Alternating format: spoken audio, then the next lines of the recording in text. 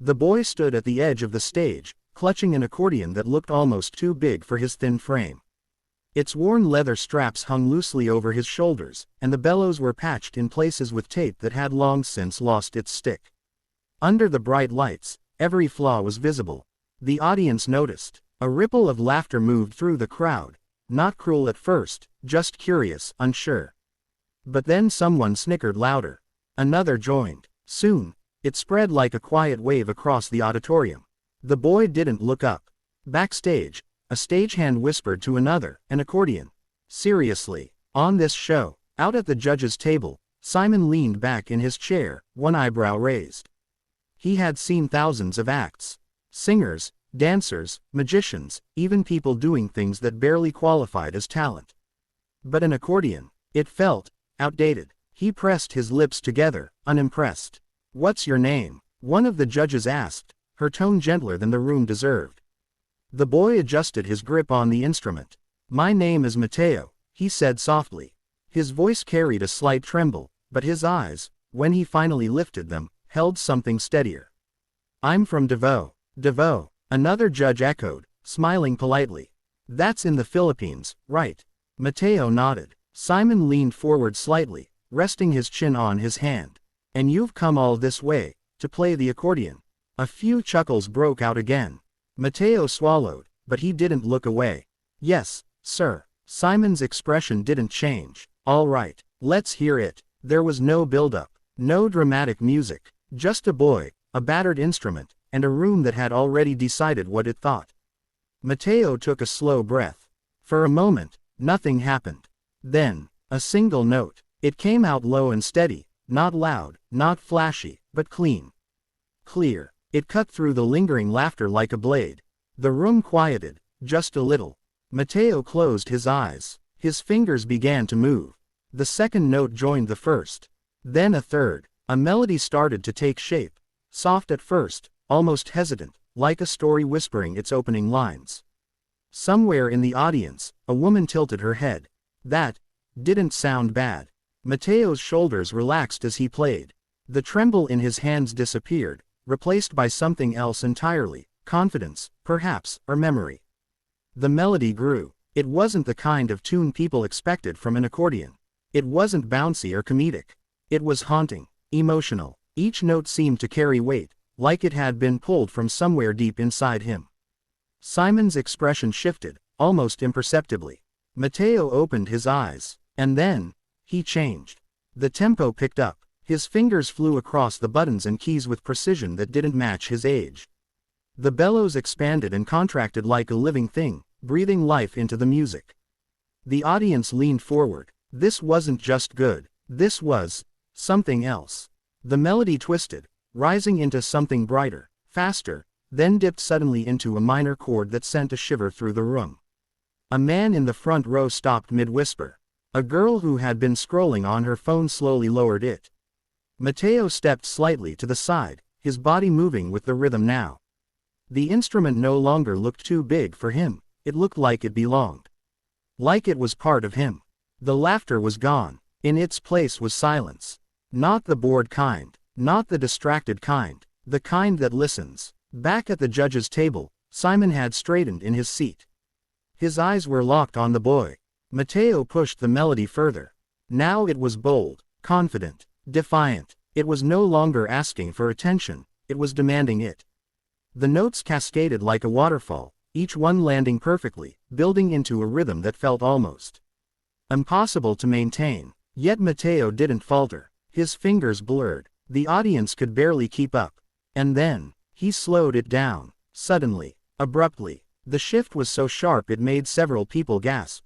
The melody softened again, returning to something fragile, vulnerable. Mateo's expression changed. There was something in his eyes now, something heavy, something real. He wasn't just playing music anymore. He was telling a story of long nights, of empty rooms, of hope that refused to die. The accordion's voice trembled, almost like it was crying. In the third row, a woman wiped at her eye, surprised to find tears there. Simon didn't move. Mateo let the final note linger. It hung in the air, delicate and unresolved. For a heartbeat, the room stayed completely still. Then, He inhaled, and exploded into the final section. The tempo surged faster than before.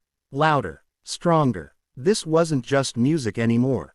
This was a statement. Every note struck with precision, every movement sharp and intentional. The melody climbed higher and higher, pushing toward something that felt just out of reach. Mateo leaned into it, his entire body engaged now. The accordion roared. It wasn't an old instrument anymore.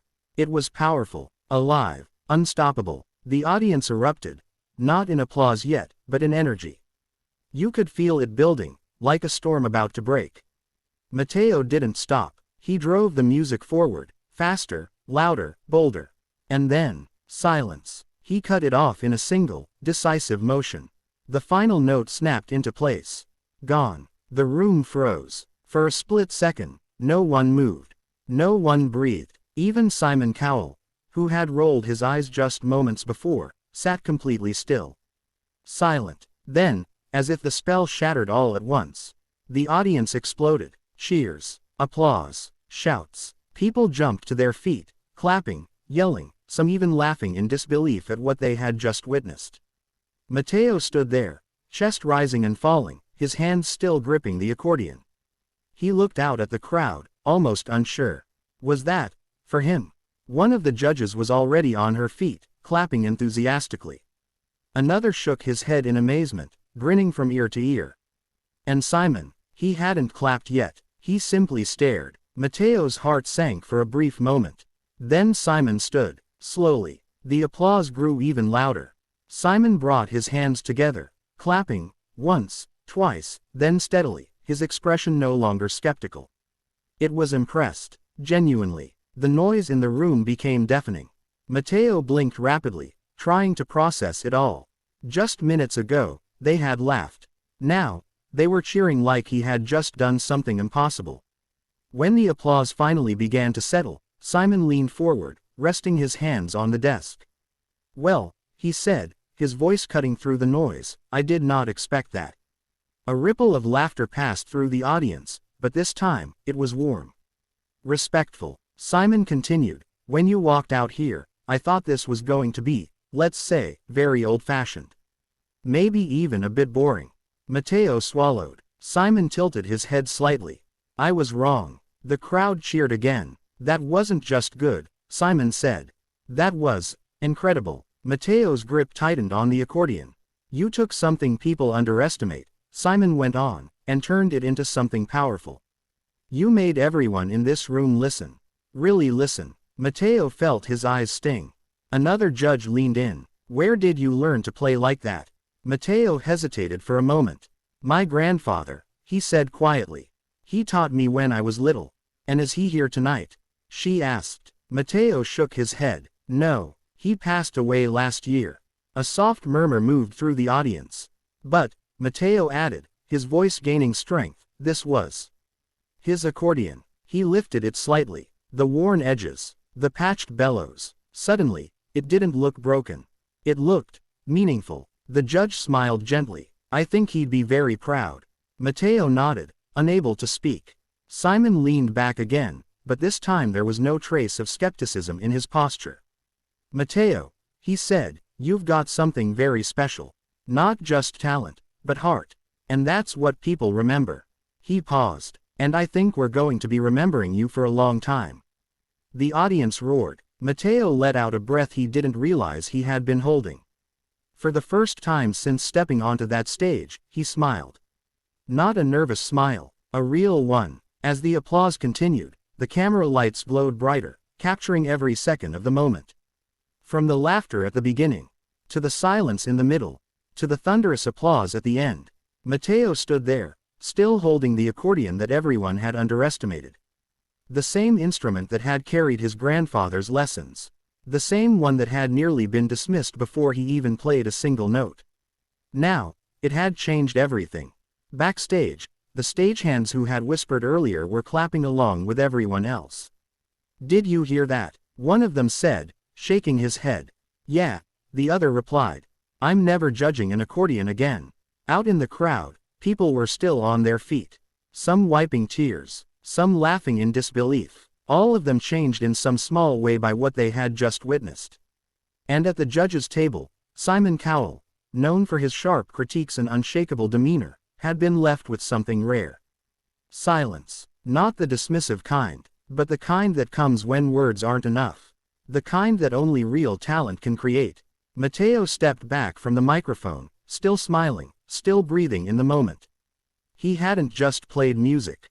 He had proven something, that it doesn't matter what people expect. It matters what you bring. And on that stage, under those lights, with a battered accordion and a heart full of memory, Mateo had brought everything, and for a moment the entire world had listened.